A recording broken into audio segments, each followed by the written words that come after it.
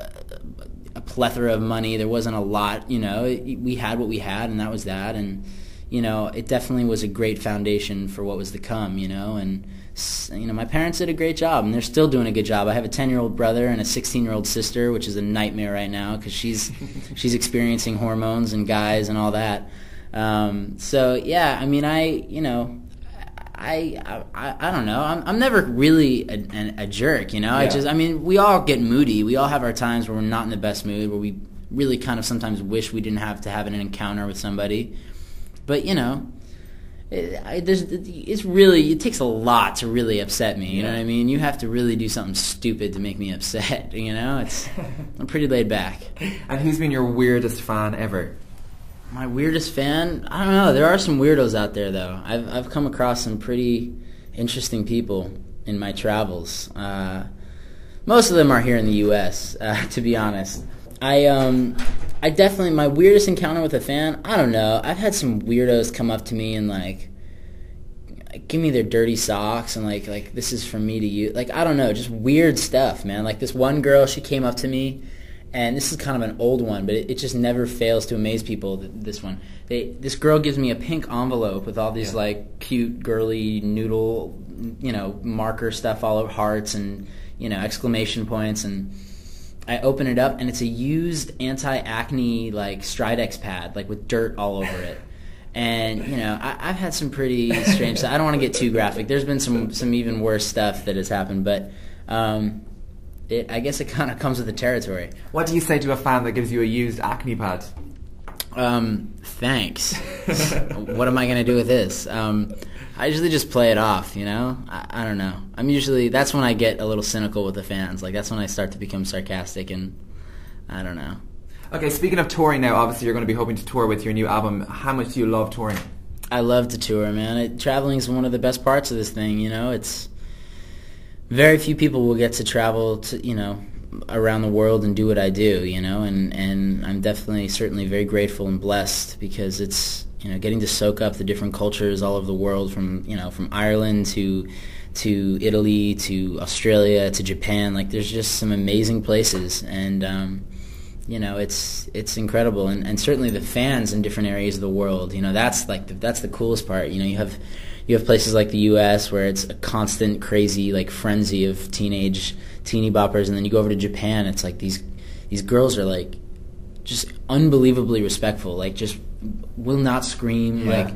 They will clap after each song. They don't scream, they don't raise their voice. When you walk, they part for you to they give you your space. They respect your privacy. It's traveling is amazing, and just getting to see the different architecture too, and artwork all over the world. Again, I'm a huge fan of art, so when I go over to Italy and places like Japan, there's a guy actually coming to LA. I forget his name, but he's kind of the Andy Warhol of Japan. Oh, right. They're saying he's the Andy Warhol of Japan from way back in the 60s, and he's displaying his stuff here at the Getty Museum in a couple of weeks, and I'm very anxious to go to.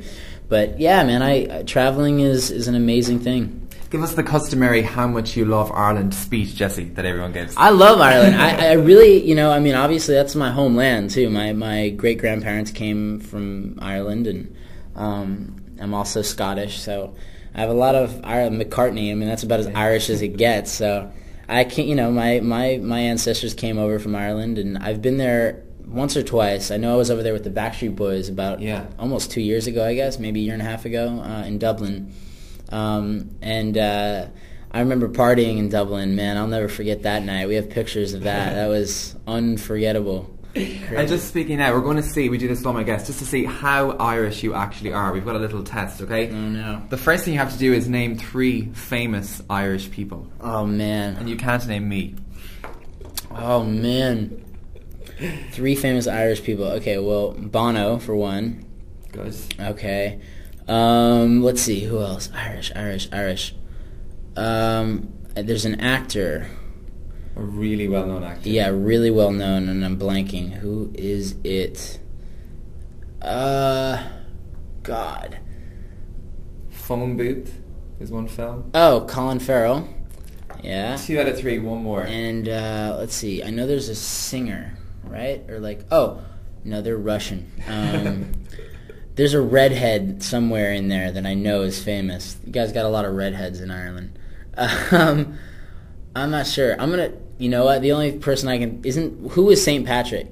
We'll give you St. Patrick. St. Patrick. Give me St. Patrick. Okay, we give him a day. So come on, we give him a day out of 360. Like St. Patty's Day is one of the biggest days here in the U.S. So I know it's got to be a. Okay, you've passed question number 1, Jesse. Question number 2. What are your thoughts on leprechauns, and do you think they're real? And if they are real, what would one look like? I would love to have a pet leprechaun, dude. That'd be amazing. Just like take care of shit for me every day. You know, I just have good luck. You know, the paparazzi, they wouldn't be slamming into the back of my car. I wouldn't have to deal with stuff like that. I've never actually seen a 4-leaf clover. I don't like a real live one. I remember as a child thinking like if I found one of those, my life would be amazing always. I don't know. Is there like a big superstition? Like a lot of people think that they exist. It's more Americans than Irish people that think they exist. Really? Yeah, I don't think they exist. But I'd love to have a little pet leprechaun. That'd be awesome. Okay, your final question then in this Irish test. I'm going to speak a bit of Irish Gaelic to you, okay? And you have to see what am I saying. If I went, Giagwich, Jesse, what would I have just said? Say it again? Giagwich, Jesse. Giagwich. I have no idea what's going on.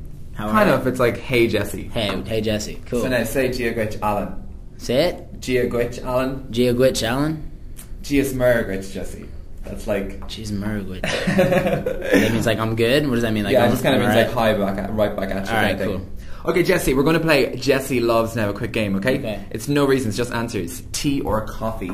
Coffee. Coke or Pepsi? Coke. Nights in or nights out?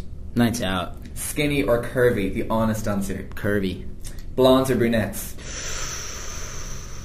Ooh, you're throwing one at me with that one. That's where I got to think about that. Honestly, brunettes. Tall or small? Tall. Hilary Duff or Vanessa Hutchins? Hillary. Jen or Angelina? Angelina. Posh Spice or Scary Spice? Scary Spice. Paris or Perez? God. I'm going to go with Perez. Lindsay or Nicole? Lindsay. Single or being in a relationship? Right now, single. Crimson or Lay Do? Lay Do, but just so you know, for all those who like go on a regular basis, when it's like there's nothing else to do, like all right, we'll go to Lay Do, or like we will say hey, you want to go to Lay Don't? Because everyone goes, you know, it's like such a common club to go to these days for those who live here in LA. It's like yeah, we can go over to Lay Don't. Okay, next, Sky Bar or Chateau Marmont? Chateau Marmont. And finally, singing or acting, Jesse? Right now, singing. Okay. Now, before we go, you have to tell me something about you that absolutely nobody else knows. Wow. I am currently 9% body fat. I've been in the gym, and I just thought I'd share that with you because I'm working on my stomach right now, trying to get into rippling shape for this next record. I was at 13% body fat, trying to get to 4. High five, Jesse. High five, body fat. Okay, another thing, you have to tell me a joke. You have to make me laugh before this interview can finish. Oh, God. I'm so bad with jokes. I don't have any jokes. We could be here for a long time, so Jesse. Make you laugh. You're just gonna laugh anyway, just to make me feel better, because I know it's not gonna. I know I'm not good at this. I'll give you a sympathy laugh. Sympathy laugh. Oh man. Dude. How about we save that for the next time I come to Ireland? Definitely. I'm okay. gonna think hard about that one, and I'm gonna make you shit your pants. All right. Good stuff. One final question: who is Jesse McCartney? Who is Jesse McCartney?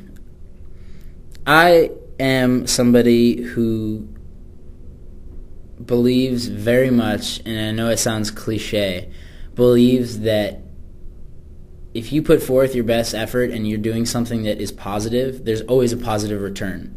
And I was brought up in a household that said that they constantly remind me, as long as you do something with a smile on your face, whether it's being a garbage man picking up trash on the street or being a rock star, if you do it with pride, it's all that matters. Well, Jesse, it was absolutely brilliant to meet you and talk to you. Thanks so much for taking the time out. Thank you very much.